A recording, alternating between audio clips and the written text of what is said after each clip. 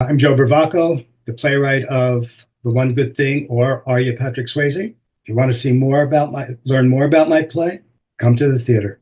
First question is, when did you first fall in love with theater, and why did you have to be part of the theater world? Actually, the first time my parents took me to the theater, I fell in love with it. And I was 11 years old, and my brother was 14. And I walked out of that place, and it was like nothing I've ever seen. And it was funny. As much as I loved it, I never wanted to get into the acting. I was fascinated by the movements on stage and the design of everything. And then that led to when I was in early teens, I started reading a lot of theater, a lot of plays by William Inge, especially. I started with Inge, and then I was precocious and was reading Tennessee Williams. And I said, this is something I would love to do, you know. But it was very early. And I remember I wrote a one act play when I was, I think, 14 or 15, sophomore year of high school, and I gave it to my English teacher to read. And well, he said he was impressed. Who knows? But he was very nice about it. So that kind of encouraged me. When did you fall in love with writing, and when did it go from an interest to an obsession? I would never say my writing was an obsession because I remember a review I read of a Terrence McNally off-Broadway play when he was first starting out, and their critic in the Times said Terrence McNally writes plays like other people eat breakfast. And I thought, wow, that's great to be that prolific. I'm not. I mean, I really have to be hit with something, and which drives me, or I have to have somebody on top of me saying, "Let's do this," and I'll write it. I love writing. When I get into writing, I am lost. Nothing can get in the way of it. I will just sit there for hours and write and write and write. I don't eat, which is a great way to diet, but I have a but I don't do it enough. Let's put it that way. I don't do it enough. I was a teacher for many years, and I taught drama and I taught writing, and that preoccupied a lot of my time. But I really have to be struck with an idea before I could sit down and write something. Theater experience, why is it such a unique format, both for the audience and the actors on stage? Well, the theater experience for the audience, it's once in a lifetime. You never see the same performance twice, which is why I could see a play 6 or 7 times, but I will not watch a movie more than twice. The movie's always the same. I mean, you can get different things out of a film once you've seen it once, once you've seen it twice. But I love the idea that when you go to a play, and if there's a replacement cast, it takes on a whole different, not so much meaning, but a perspective. And you really get another look at something that's unique. And I used to tell my students when I taught them, I said, you go to a play, you're there once in a lifetime experience. No one else is going to see that except the other 500 people that you're sitting with, and that's what's wonderful about it. That's just one. I love that. That's the thing I love. When you heard about the Long Beach Playhouse New Works Festival, why did you want to apply to this festival? Um, I applied to a few festivals. And, when I see something online, it's this Long Beach Playhouse. I know has a reputation that's quite good, and so I applied. And when I got the non-local winner of the competition, I was absolutely thrilled. I I understand that they invite a critic to come in, and that's really an important reason that I was anxious for this one. I want to get some real feedback on it, um, some professional feedback on it. I haven't had that yet. The play opens, like I said, a production in England in April, and that'll be the first feedback. But this for the reading is really the feedback that I'm kind of interested in seeing what this critic has to say, in addition to what the audience has to say. So it was a great opportunity. It was a great opportunity for get that kind of a reaction. Hopefully, it'll be a good reaction, but just to get a reaction. How do you come up, and what is your process in creating a play? It's very different. the process of creating plays comes from different ideas. My first thing that I wrote with a collaborator, we saw a film about Doc Holliday in the OK Corral, and we wanted to write a musical version of that story, which we did. So that was a lot of historical research. I wrote a play based on Herman Melville's only comic novel, again with my collaborator. Who that musical was called Sundown, about Doc Holliday.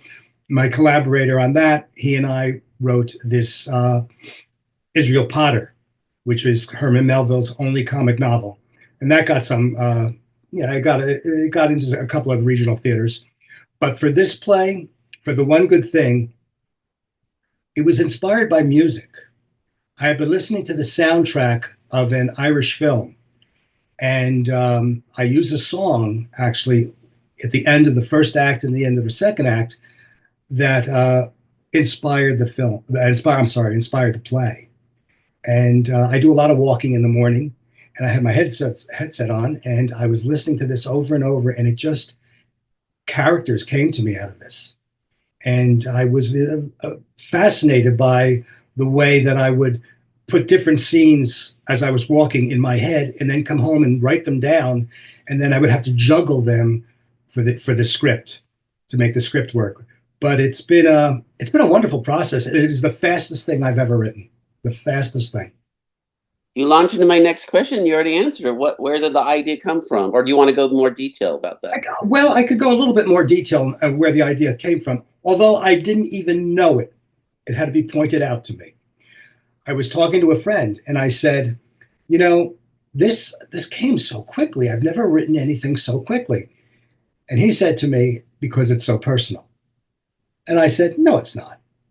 And then when I thought about it, yeah, it kind of is. There's a lot of personal things in the script, how I feel about certain people and certain things. And so maybe that helped a lot. That it was something in me that I didn't even know was coming out. It started interestingly enough, it started as a one act. I wrote it as a one act. It won a couple of competitions, one in Ireland and a couple in the States. And my sister-in-law said, one act can only go so far. She says, why don't you expand it? And I did, and I've been having some luck with it. So it's been a rather unique experience for me, because the musicals and the Israel Potter play, they took a long time. So this was a rather unique experience. So tell us the main story arc for the play, The Good One Thing, or Are You Patrick Swayze? The name, the one good thing is really almost the theme of it. I don't want to give away too much, but one of the characters talks about the one good thing in life that we leave behind. And the subtitle, or Are You Patrick Swayze, is they play a game, they play a movie game. Who am I? And they give out clues, and one of the guesses is, Are you Patrick Swayze? Which also ties into what's happening in the play. I know you don't want to do any spoilers, but can you at least tell us about the beginning of the play, right when it starts? Sure. It's two brothers in Ireland. They have a small cottage on the cliffs of the Irish Sea. And one morning, one of the brothers tells the other, Jamie tells his brother Tommy, that he's dead and he's a ghost. And that happens about maybe 6 or 7, maybe about 10 minutes into the script. And it takes off from there. Is he dead? Is he not dead? And we really don't find out what's going on. All the puzzle doesn't come together really until the very end of the play, which is, there's an interesting thing that when I was expanding it, Act 1 ends with the question, is he dead or not?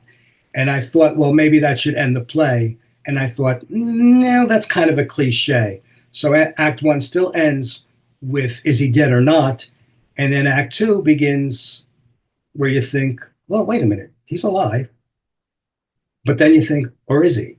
So it goes on a little bit further than that. And I think what it says about grief and forgiveness and redemption it can touch a lot of people. So far, I've heard great things about how they're moved by it. What are the overall themes of this play? Well, it's the themes are really about the eternal. The two brothers find the eternal in their fraternal bond. There's a whole thing about guilt and grief and forgiveness and redemption and love. And the thing about love is one of the brothers feels that he has never been loved. And as a result of that, he is incapable of being loved. He has, his mother has died, and she is the only one that he feels said, I love you, and meant it. His brother has never said it because he's just cold in a certain respect. He has a problem with his father. His sister-in-law says, I love you to everybody, so he doesn't think it means anything. And he had a partner who, well, cheated on him, and that's over, so he didn't feel any love there. And when you feel that you are unloved or incapable of being loved, it's hard to live with. So that's basically the theme about these two brothers coming together and with their guilt, with the forgiveness, and with the redemption by the end. What do you want the audience to get out of your play? I want them hopefully to see something within themselves that they have, like, maybe they haven't said the things that they should say to people that they love. There's a what can I say? There's a not so much a moral, but we did a reading of this, someone was in tears at the end of it, and said, I was thinking of my brother at this point. We're doing this in, I don't know if you know, we're doing this in England in April, the end of April. And the director, it was very, very moved by it because of a relationship he has with his brother that's kind of similar to the one in the play. So you want them to kind of look at this, maybe see themselves in it, maybe recognize something that they've done wrong and maybe change. It's hard for a lot of people to say I love you. You could say it very superficially. As the sister-in-law, she's not in the play, but they talk about her, and she says I love you to everything. Every time she hangs up the phone, instead of saying goodbye, she says I love you. And one brother asked the other, Jamie, who's not married, asked his brother Tommy, well, does that make you jealous when she says I love you on the phone? He says no. He says of course not, because she doesn't mean it. So there's a depth to love that maybe we all don't reach. As a playwright, when you see this play performed, what are you hoping to get out of it? Oh, wow. What do I hope to get out of seeing the play performed? Well, I hope to see the audience moved by it. I think that's what I'm really, really want to see. I saw a couple of plays in my lifetime where I could not get out of my seat after they ended. I'm not comparing myself to these plays. These are classic, brilliant plays. But when I first saw Our Town, I couldn't move. First production I saw, Glass Menagerie, could not move. There was a play called, you probably know it, Sam Hunter's A Case for the Existence of God. Brilliant play. Wiped me out. And I'm not comparing myself to that, but I would like maybe just a few people to sit there after it's over and not be able to move because they've been moved by it. The most important question, why should people go see your play? Oh boy. Why should people see my play? Well, there's always family dynamics that are rough going. You don't have to be two guys, two brothers. I mean, there's a lot going on here between the brothers, between the father and the one son. Has a very different relationship to the father and the other son. There's a relationship with the mother that these boys had, which is very different. So there's a lot of family dynamics going on, and I wish that people could, like I said, see themselves in some of these dynamics, and maybe recognize that things can change, and they don't always have to be that way. They change in the play, but perhaps without giving away too much, perhaps it's too late. Why are readings and festivals like this important, whether it's Long Beach or other places? Why are important to the playwright process? It's interesting. I did there was a reading at Cape May stage in New Jersey, and I was there, and I saw the reaction of the audience. The audience, nobody after the reading was over, no one left. They stayed. Um, I heard it was like I said at that time that you could hear a little bit of weeping from somebody who was in the audience. The reaction was very good. And now, sometimes you do want criticism to see what you've got, what you had, and I did see things that I changed from the reading. So that helped, even though the reaction was good. In fact, when I was leaving the theater, we had the talk back, and it was about, I don't know, maybe 20 minutes. And then I left the theater maybe about 10 minutes later, and there was a couple waiting outside for me from Chicago who were visiting Cape May, New Jersey. And they stopped me, and they were very, very not flattering. What's the word I'm looking for? Well, they flattered me about what they had seen. And they said, this is something we're going to remember for a long time. As you said, we were talking about that reaction that you want. That's the kind of reaction that you really want. It's something that's going to be remembered. When they did the reading in England before they're doing this production, I did not go for the reading. They sent me a recording of it. And at the end of the reading, as the lights were going down, you could hear someone in the audience go, "Wow." I mean, again, that reading taught me a few things, but it in its imperfect state, and it probably still is in an imperfect state, it was capable of moving one person at least. So readings are important. They are important, especially if I'm not going to be there at Long Beach, but it's probably easier for people to be more truthful when the author is not sitting in front of them. Well, to add in this, as you know, ticket sales don't cover the production of the play. Right. Why is it important for people to support their local theater, not only by buying tickets, but when they can, donate and help them in other ways? It's extreme. I mean, to donate to your local theater is probably one of the best things that you could do with your money. I mean, you've got children or grandchildren, nieces and nephews who should be introduced to theater, and on a local level, it's perfect for them. And on some, in some community theaters, I mean, they can actually get involved. You got to keep theater going. I mean, it's not a cheap proposition, but it's important. It really is. Every play has something to say to somebody, and it should be said, and it should be heard. And there's only one way to do it, and that's by supporting, financial supporting. Is there anything else about your play that you want to mention I haven't asked about? Let me think. Anything? Well, about the play, well, like I mentioned a little bit before, it can be a little obtuse, and I don't mean that in a Beckett way. I mean, what exactly is being happening? Again, I don't want to give away too much, but there's two scenes in the play that you would maybe go back and say, wait a minute, and then at the end of the play, you said, if you're listening, you get it.